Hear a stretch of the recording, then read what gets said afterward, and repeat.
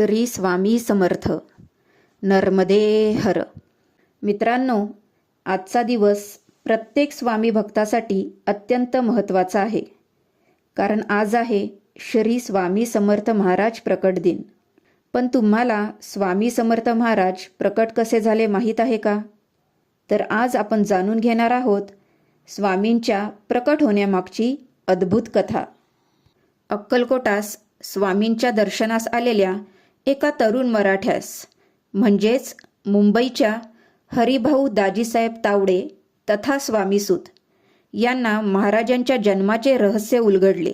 स्वामींनी त्यांना स्वतःच्या मांडीवर घेऊन कुरवाळले असता त्यांना पूर्ण वैराग्य प्राप्त झाले. 1865 सालची ही घटना. छेलीखेडा येथे स्वामींचे प्रकटीकरण झाले. त्यावेळी आपण स्वतः तिथे उपस्थित असल्याची स्मृती त्यांना जागृत झाली. महाराजांनी त्यांस आपल्या पोटावरून हात फिरवण्यास सांगितले. त्यानुसार महाराजांच्या पोटावरून अलगद हात फिरवला असता हरिभाऊंचे ध्यान लागले. ते गाढ समाधीत गेले. कितीतरी जन्म मागे मागे जाऊन एका पूर्वजन्माचे स्मरण त्यांस झाले. त्या जन्मी म्हणजेच सन 1149 साली स्वामी रूपी परब्रह्माची प्रकटलीला आपल्या डोळ्यांदेखत घडल्याचे त्यांना उमगले. स्वामींनी ज्यांना आपला पुत्र मानून हृदयाशी कवटाळले त्या स्वामीसुतांनी महाराजांचे जन्मस्थान ज्ञात करून दिले. स्वामीसुतांच्या सांगण्यानुसार बहुधान्य नाम संवत्सरे शके 1071 तथा सन 1149 चैत्र शुद्ध द्वितीया या दिवशी साक्षात भगवंत स्वामींच्या रूपात या पृथ्वी तलावर अवतरले. हस्तिनापूरपासून 12 कोसांवर छेलीखेडा येथे हा चमत्कार घडला. विजयसिंह नामक एक मुलगा रानात एका गणपती मंदिरासमोरील वटवृक्षाच्या छायेत देवाबरोबर गोट्या खेळण्यास जात असे. रोज स्वतःवरच डाव घेऊन दोन्ही बाजूंनी तो स्वतःच खेळत असे. असे अनेक दिवस उलटले. देव प्रकट होऊन त्याने आपल्याबरोबर खेळावे अशी त्याची तीव्र इच्छा होती. एके दिवशी तो अगदी हट्टालाच पेटला. मनोभावे प्रार्थना करीत देवास हाका मारू लागला. चल देवा, आज तुझा डाव, असे काकुळतीने म्हणताच मोठ्या प्रमाणावर धरणीकंप झाला.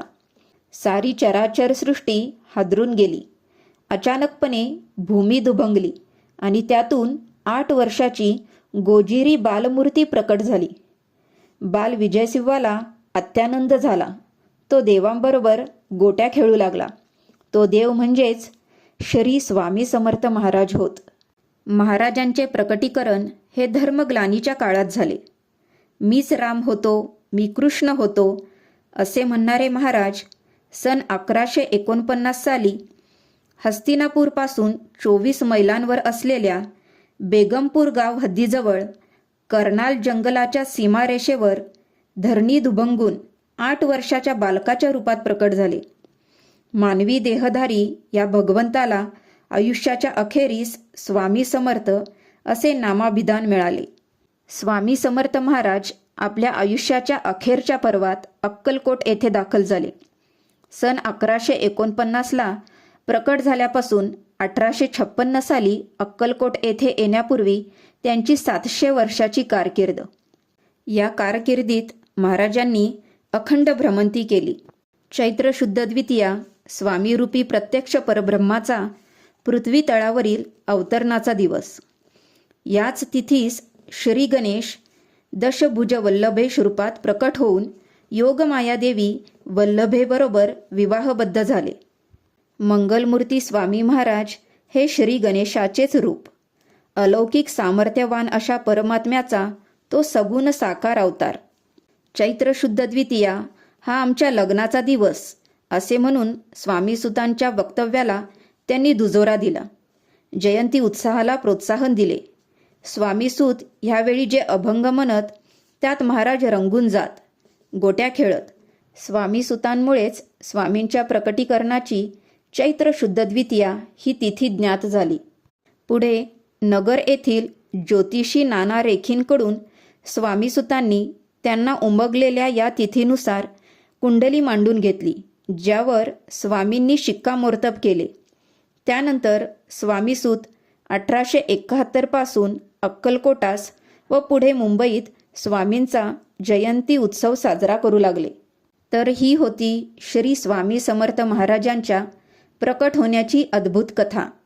जर तुम्हालाही स्वामींवर श्रद्धा असेल तर कमेंटमध्ये नक्की लिहा श्री स्वामी समर्थ. आणि व्हिडिओ आवडला असेल तर लाईक, शेअर आणि चॅनलला सबस्क्राईब करायला विसरू नका. श्री स्वामी समर्थ. नर्मदे हर. जय शंकर.